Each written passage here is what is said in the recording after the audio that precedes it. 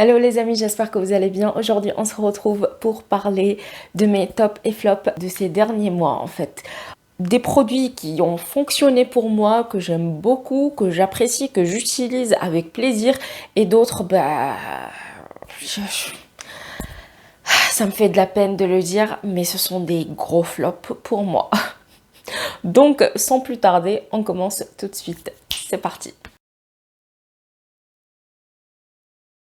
Je commence par ce bouquin-ci. Alors, il s'agit de La vie secrète des écrivains de Guillaume Musso. Il faut savoir que je suis une grande fan de cet écrivain. J'adore tous ses bouquins et celui-ci en fait partie. Il a carrément cartonné sur ce coup. Je dois dire que j'ai beaucoup aimé l'histoire. Donc ça parle d'un écrivain qui a laissé de côté l'écriture pendant des années et finalement il y a un secret qui débarque de son passé et tout et il doit faire face à ça et bien sûr il va y avoir plusieurs personnages qui vont jouer dans ce bouquin-ci. Ça va être très intriguant, captivant aussi parce que on va être dans l'histoire et on veut tout savoir jusqu'à la dernière minute qu'est-ce qui se passe. Donc c'est très prenant comme bouquin et je vous le recommande si vous voulez vous divertir. Il est pas mal du tout et je l'aime. Il fait partie de mes top lectures de ces derniers mois. Ensuite, on passe à ce petit truc-ci qui a un tout petit peu changé ma vie. Il s'agit d'une batterie sans fil pour téléphone. Donc pour le mien, c'est un Samsung S22. Il fonctionne aussi pour le S21. Si vous en avez un, vous cliquez ici, voilà. Ça s'allume et après, vous branchez le câble dans votre téléphone. Comme ça, il charge tranquillement.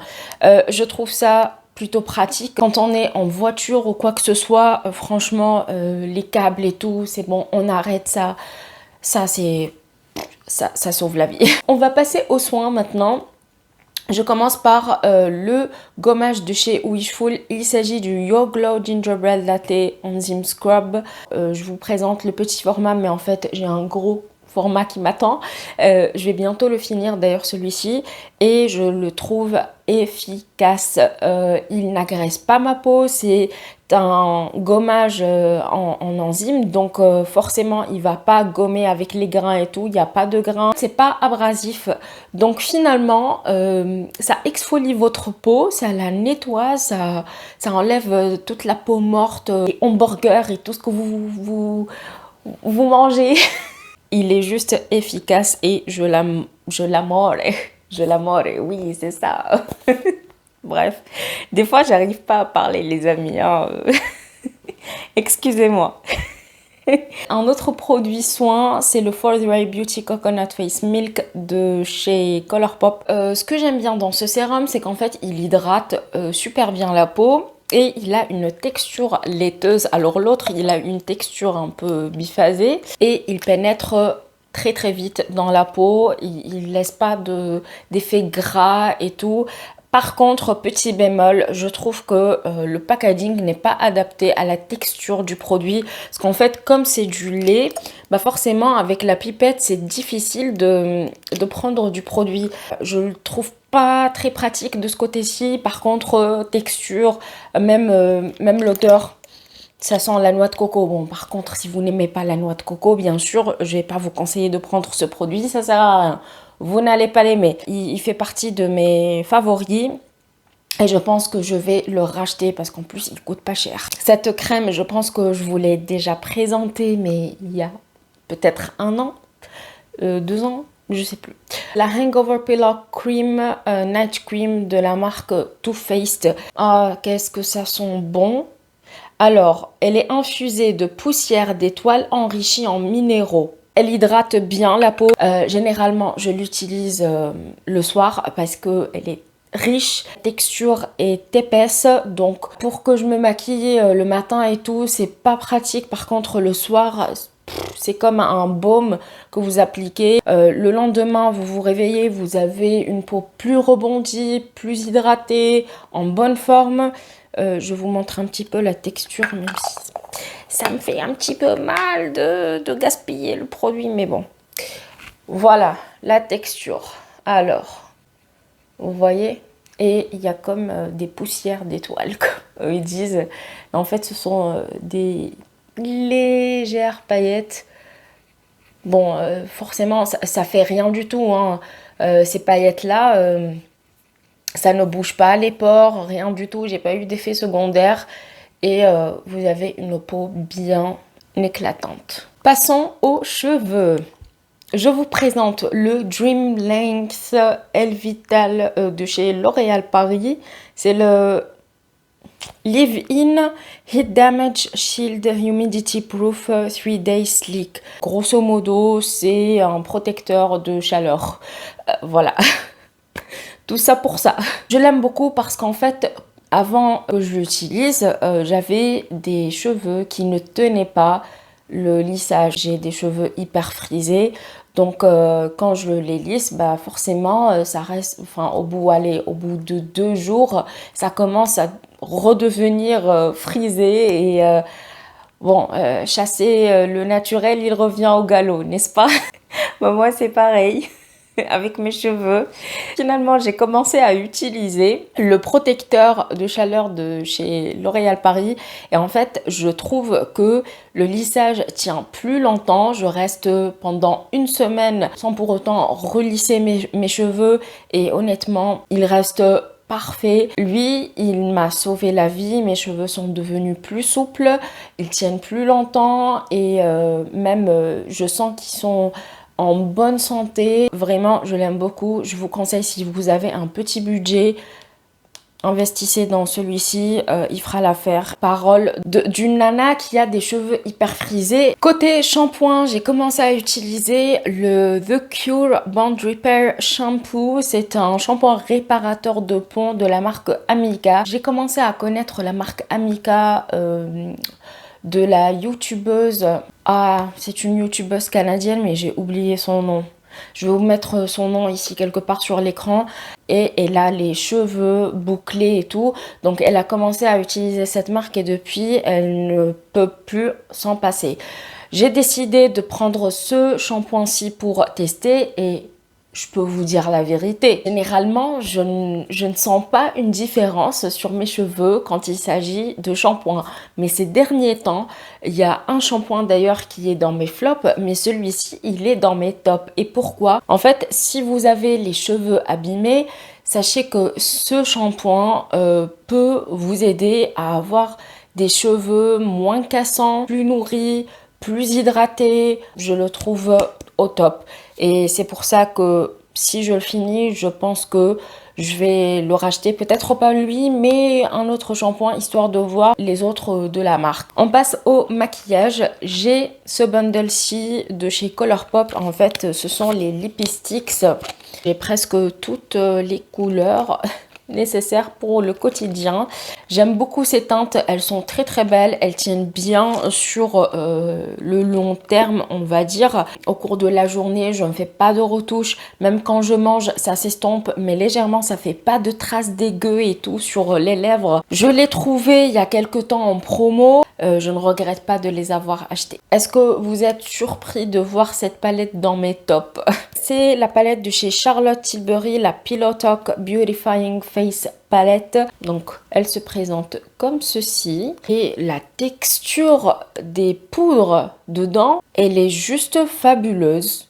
Une texture fine, subtile, de toute beauté, vraiment, j'aime beaucoup. Le petit point hic que je peux souligner, c'est le fait que des fois, bah, c'est un peu difficile de les prélever, de les prélever au pinceau. Il faut bien choisir le pinceau avec lequel vous allez travailler les poudres, mais la qualité de ce produit est magnifique. Next, chez Pat McGrath, le trio Divine Blush and Glow Love at First Blush de chez Pat McGrath et en collaboration avec Bridgerton. Je l'ai pris il y a quelques temps déjà. De toute façon, ça fait partie de mes tops des mois qui se sont écoulés. Et je les trouve bien comme blush. C'est un peu passe-partout, surtout cette teinte. Quand j'ai pas envie de me casser la tête, ben, je mets cette teinte, tout simplement. Le highlighter, il est plutôt doré pour moi, mais La lumière dedans est magnifique. Mais regardez-moi cette beauté. Le blush rosé, pareil, je l'aime beaucoup. Et voilà, c'est une réussite. Même si je ne suis pas trop Pat McGrath, moi, vous connaissez un peu mon avis sur la marque. Voilà, je trouve que c'est un peu overhypé. On passe à autre chose. Le highlighter de chez Rare Beauty, c'est la teinte Enlighten. Alors, j'ai pris la plus claire, mais en fait, je voulais prendre celle qui est un petit peu... J'arrive plus à parler.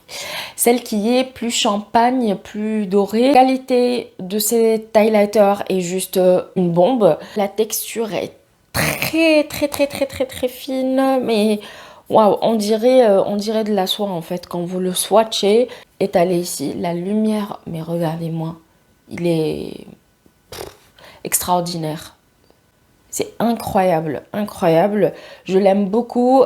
Si vous cherchez un highlighter qui dégage de la lumière et que vous allez voir à plus de 10 000 km, allez-y. Si vous cherchez un highlighter discret et tout, c'est pas celui que je vous recommande. On fait un petit saut pour les lèvres. Parmi mes lipsticks préférés, ce rouge à lèvres de chez Too Faced. Alors, j'ai deux teintes. Je vous parle de la qualité du produit, pas de la teinte, parce que les deux, je les aime beaucoup. Je les utilise au quotidien. Ce sont des teintes faciles à mettre, donc il n'y a pas de souci. Ils sont crémeux, ils tiennent bien au cours de la journée pour des rouges à lèvres crémeux, bien sûr. Le raisin est beau. Le packaging est aimanté, de qualité, bref, je n'ai rien à dire sur ce rouge à lèvres. Ensuite, un petit prix, c'est le crayon Golden Rose pour les lèvres. Là, je vous présente la teinte 518, mais j'ai deux de cette marque et franchement, je les trouve crémeux. Ils tiennent bien au cours de la journée. Vous pouvez tracer votre trait sans aucun souci. Ils sont rétractables. Les sourcils, je les colle avec... cette colle de chez NYX, The Brow Glue, c'est un petit format, mais en fait, dans la brosse, vous avez pas mal de produits et ça plaque les sourcils. Ils restent intacts toute la journée. Alors, moi, j'ai des sourcils peu fournis, mais je sais pas si quand vous avez des sourcils hyper fournis et bien noirs et tout, est-ce que ça va tenir au cours de la journée? Je suis pas sûre. Je parle de mon expérience personnelle. Il a bien fonctionné sur moi. Je l'aime beaucoup. Je pense le racheter quand je vais finir ce format-ci. Ensuite, le mascara de chez Rare Beauty. Encore une fois, je vous en ai parlé pas mal de fois, mais je pense, voilà, il faut le mettre dans mes tops. Parce qu'il mérite sa place et il me fait des yeux de biche. Je n'ai pas eu de coup de cœur de mascara depuis celui de chez Huda Beauty. Allez, on va dire qu'ils sont au même niveau. Hein. Les cils bien longs, bien fournis, bien recourbés. Ils tiennent bien au cours de la journée, bien éparpillés. C'est pas le genre de mascara qui va coller les cils entre eux et tout. Hein. D'ailleurs, il y en a un qui est dans mes flops. Celui-ci, c'est un top. Et peut-être qu'il fait... Enfin, c'est l'un de mes préférés en fait. Tout court. Ensuite, côté teint, le Total Cover 2 en 1 Foundation and Concealer SPF 15 de chez Golden Rose, encore une fois. C'est un fond de teint qui a une couvrance légère à moyenne selon le produit que vous utilisez en fait, que ce soit éponge ou pinceau. Et à chaque fois, j'ai un teint magnifique. Il est enrichi de vitamine D, il tient bien au cours de la journée, craque pas, il ne marque pas mes zones de sécheresse, bien au contraire, je pense qu'il a un côté hydratant aussi et il est sans huile. Donc si vous avez une peau grasse, vous pouvez l'utiliser sans souci parce qu'en fait, il ne fait pas graisser la peau au cours de la journée. On arrive bientôt au flop. Dans mes top palettes de ces derniers mois, j'ai ces deux-ci de chez Adept Cosmetics. C'est une marque qui est indépendante, il me semble. Donc, celle qui est en collaboration avec Heather Austin et celle-ci qui est la Plain Jane Remastered. Cette palette, c'est une palette qui est faite que de fards irisés multichrome, duochrome, etc. Donc vous devez la compléter avec une autre qui a des mats dedans. Par contre, la qualité, elle est juste extraordinaire. Alors il y en a quelques-uns qui sont un petit peu plus friables, mais ça reste léger et sinon c'est crémeux, c'est fin, c'est plein d'effets sur les paupières, magnifique, vraiment j'ai adoré utiliser cette palette, même si je ne m'oriente pas trop vers les palettes qui ont que des fards irisés, parce que j'aime bien avoir des mats quand même. Ensuite la Plain Jane, je l'ai déjà utilisée en réel, il me semble, sur Instagram. Elle se présente comme ceci, vous avez des duochromes, des multichromes, des mats, des irisés et la qualité elle est juste splendide. C'est crémeux, c'est fondant. Il y en a deux qui sont plus friables. Donc ce fard-ci, celui-là, pareil, de duochrome. Mais l'effet de ces fards, c'est une merveille. C'est une merveille. Je n'ai plus de mots. De chez Oden's Eye, la Merry Christmas palette. Alors c'est une édition limitée, malheureusement elle n'est plus disponible. Donc si vous la trouvez quelque part sur Vinted, sur un groupe de vente et tout, n'hésitez pas à l'acheter vraiment. C'est une tuerie cette palette. J'ai pris celle qui est la plus neutre. Oui, c'est un peu choquant pour moi qui aime les couleurs, hein, vous voyez, mais je sais pas, celle-ci elle a quelque chose que l'autre n'a pas, même si j'adore le bleu et tout ce que vous voulez, mais je trouve qu'elle est plus spéciale, plus peps. Il y a un truc que je n'explique pas en fait qui m'attire dans cette palette, et la qualité elle est dingue. La qualité des fards de Oden's Eye jusqu'à maintenant, je n'ai jamais été déçue. Il y a des duochromes dedans, les irisés se travaillent bien, les mats pareil, ils sont pigmentés. Côté shampoing, dans les flops, il y a ce produit-ci. C'est un shampoing de la marque Inecto Naturals, il me semble, 95% d'origine naturelle. C'est à la noix de coco, il est vegan, vraiment il a tout pour plaire. On a 500 ml dedans. Je l'ai trouvé chez Normal si vous voulez le tester. Ce que je lui reproche, c'est qu'en fait quand je l'utilise, quand je me shampouine les cheveux, il me les rend trop gras, il ne nettoie pas bien les cheveux. Je suis obligée d'utiliser des tonnes de matière pour les nettoyer, et encore des fois, même quand je finis ma douche et tout, je sens que ça me gratte encore, ça me démange, encore gras, c'est encore sale. Donc je sais pas, peut-être qu'il n'est pas adapté à mes cheveux, mais en tout cas pour moi c'est un flop, il n'a pas fonctionné. Et pourtant, c'est pas la première fois que j'utilise un shampoing à la noix de coco, mais franchement celui-ci, non, il est nul. Il est nul.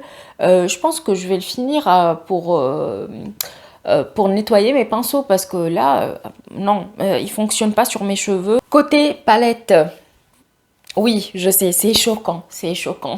Je vais vous expliquer pourquoi. Je l'ai mis dans mes flops. Je la trouve pas à la hauteur des autres palettes de la marque, sincèrement. Il y a des fards qui sont magnifiques, qui sont beaux, etc. Mais je trouve les fards irisés très friables, pas faciles à travailler. Ils s'effritent au cours de la journée, ils ne tiennent pas sur la paupière.